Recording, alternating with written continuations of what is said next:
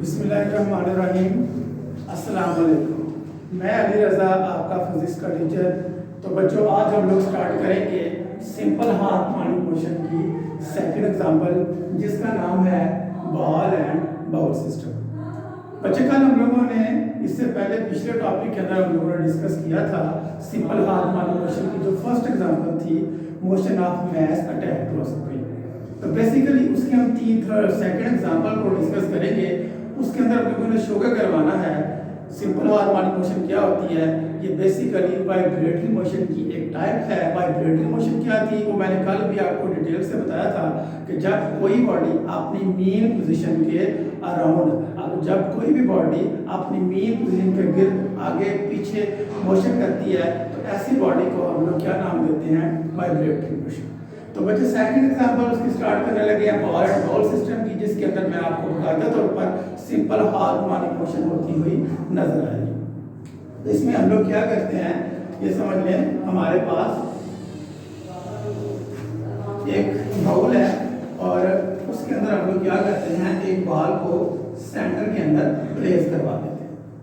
Centre के अंदर place करवाते हैं तो ये समझे इसकी पोजीशन O है।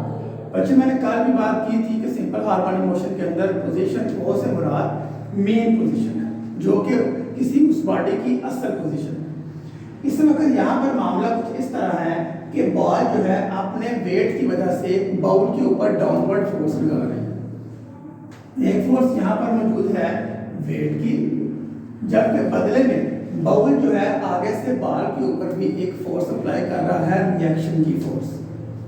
तो यहाँ पर मामला कुछ इस तरह है कि वेट और रिएक्शन दोनों एक दूसरे के इफेक्ट को कैंसिल कर रहे हैं।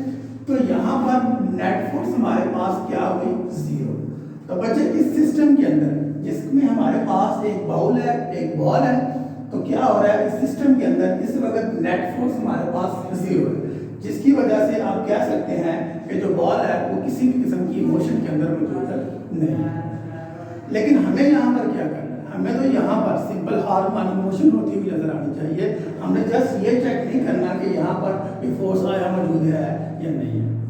तो अब हम लोग क्या करते हैं, हम लोग इस तरह करते हैं कि आपने जो हमारे पास बॉल है इसको पोजीशन O से पकड़ के यहाँ पर एक नई पोजीशन A पर लेकर जाते हैं। तो बच्चे, हम लोगों ने कल भी बात की थी कि जब किसी बॉडी को पोजीशन O से पोजीशन A पर लेकर जाते हैं, किसी बॉडी को स्ट्रेच करते हैं, तो उसके अंदर क्या पैदा होता है, restoring force. In simple words you can say that जब मैं बार को पोजीशन O से पोजीशन A पर लेकर जाऊंगा तो डेफिनेटली इसके अंदर एक फोर्स पैदा होगी। इस फोर्स का क्या नाम होगा, रिस्टोरिंग फोर्स। अब यहाँ पर क्या पैदा हो गया है, एक रिस्टोरिंग फोर्स। जो यहाँ पर रिस्टोरिंग फोर्स पैदा हुई है उसकी डायरेक्शन हमेशा किसकी तरफ होगी, टुवर्ड्स मेन पोजीशन। मतलब कि जहां से इस बॉडी को उठा के लाए थे उसकी पोजीशन भी उसी तरफ होगी। अच्छा बच्चा, ये क्या होगा, इसको हम यहाँ से रिलीज करेंगे तो ये बड़ी तेजी से एक नई पोजीशन अपनी पोजीशन मेन पोजीशन की तरफ आएगा। तो जब वो यहाँ पर पहुंचेगा पोजीशन O पर, तो ये बॉल आकर पोजीशन O पर रुकेगा नहीं। क्यों नहीं रुकेगा, ये यहाँ पर आप कह सकते हैं कि इनर्शिया की वजह से अपनी मेन पोजीशन पर आके नहीं रुकेगा, बल्कि जब वो पोजीशन O पर यानी कि मेन पोजीशन पर पहुंचेगा तो यहाँ पर उसकी जो स्पीड होगी वो मैक्सिमम हो जाएगी और वो यहाँ से गुजर कर यहाँ पर आप कह सकते हैं कि एक नई पोजीशन B के ऊपर चला जाएगा। बच्चे, यहाँ पर पोजीशन A और पोजीशन B दोनों ही एक्सट्रीम पोजीशन है। तो जब बॉल यहाँ से गुजर कर एक नई पोजीशन B के ऊपर चला गया तो इसके अंदर अगेन एक फोर्स पैदा हो गया। उस फोर्स का क्या नाम था, रिस्टोरिंग फोर्स।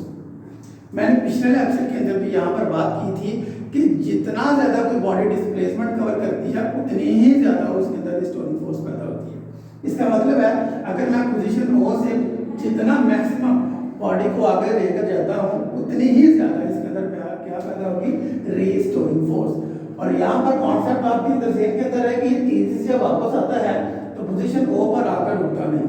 किसकी वजह से नहीं रुकता, इनर्शिया की वजह से नहीं रुकता। और यहाँ पर पीछे एक नई पोजीशन कहाँ पर, B पर चला जाता है। जब B पर जाता है तो अगेन उसके अंदर क्या पैदा होती है, रिस्टोरिंग फोर्स। तो जब तक हम इसको यहाँ अगर रिलीज कर भी देते हैं तो ये क्या करेगी, अपनी मेन पोजीशन के आगे पीछे उस वक्त तक मूव करते रहेगा बॉल जब तक इसमें मौजूद तमाम रिस्टोरिंग फोर्स खत्म नहीं हो जाती। तो इस तरह आपने देखा कि इसमें क्या आपको हमने किस चीज को शो करना था, हमने एक्चुअली शो करना था सिंपल हार्मोनिक मोशन को। कि सिंपल हार्मोनिक मोशन की बेसिक डेफिनेशन क्या है कि जब किसी बॉडी के ऊपर नेट फोर्स अप्लाई करें और बॉडी कुछ डिस्प्लेसमेंट कवर करे, तो जब वो डिस्प्लेसमेंट कवर करेगी तो उसके अंदर एक रिस्टोरिंग फोर्स पैदा होगी। उस रिस्टोरिंग फोर्स की डायरेक्शन हमेशा टुवर्ड्स मेन पोजीशन होगी। तो यहाँ पर आपने देखा कि मुकम्मल तौर पर ये सिंपल हार्मोनिक मोशन के केस पर पूरा उतरता है ये वाला केस। तो बच्चे ये डिस्क्रिप्शन करने के बाद आपने इस टॉपिक के अंदर क्या करना है, आपने इस टॉपिक के अंदर एक एक्सप्लेनेशन अपनी वर्डिंग के अंदर कर लेनी है। उसके बाद आपने इसमें कुछ मुख्तलिफ हेडिंग्स जो है वो आपने बनानी है।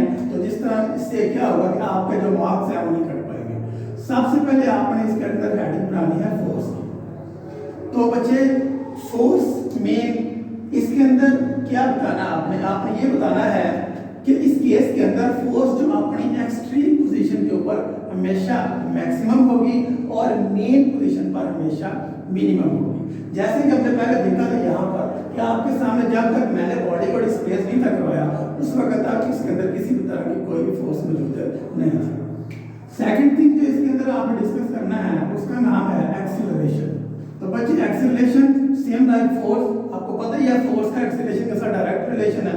तो जहां पर फोर्स मैक्सिमम वहां पर एक्सीलरेशन मैक्सिमम, जहां पर फोर्स मिनिमम वहां पर acceleration minimum. It's mean acceleration is also maximum at extreme position and acceleration is also minimum at mean position. And third one here is you can say that potential energy. तो बच्चे potential energy तो basically है position से related, height से related. तो इसका मतलब है इन दोनों की तरह सेम लाइक पोटेंशियल एनर्जी भी एक्सट्रीम पोजीशन पर मैक्सिमम होगी और मेन पोजीशन पर मिनिमम होगी। फोर्थ वन थिंग जो आपने इसके अंदर बतानी है वो चीज है हमारे पास वेलोसिटी। तो वेलोसिटी स्पीड है, जस्ट लाइक अब मैं जब O से A पर लेकर गया था तो वहां पर मैंने इसको छोड़ा तो वो बड़ी तेजी से वापस आया। तो जब पोजीशन O पर पहुंचा था यानी कि मेन पोजीशन पर, वहां पर इसकी जो स्पीड थी, जो वेलोसिटी थी वो मैक्सिमम हो गई थी। तो ये केस मेरी तीनों से डिफरेंट है, यानी कि इसके अंदर हम लोग कह सकते हैं कि velocity is maximum at mean position and minimum at extreme position. वो वैसे भी बच्चे आपको पता है कि जब भी बॉडी अपनी मैक्सिमम हाइट पर जाती है तो वहां पर एक लम्हे के लिए वो बॉडी रुक जाती है, वो ऑब्जेक्ट रुकता है, तो उस जगह पर जो स्पीड है वो जीरो हो जाती है। लास्ट थिंग जो इसके अंदर आपने बतानी है उसका नाम है हमारे पास काइनेटिक एनर्जी। अच्छा, काइनेटिक एनर्जी क्या चीज है? काइनेटिक एनर्जी जो है वो ऑटोमेटिकली आपको पता है वेलोसिटी से रिलेट करता है। तो सेम लाइक वेलोसिटी की तरह आप इसके अंदर बता सकते हैं कि काइनेटिक एनर्जी भी अपनी मेन पोजीशन पर मैक्सिमम होता है और अपनी एक्सट्रीम पोजीशन पर मिनिमम होता है। तो ये हमारा आज का टॉपिक था। होप सो आपको अंडरस्टैंड हुआ होगा। शुक्रिया।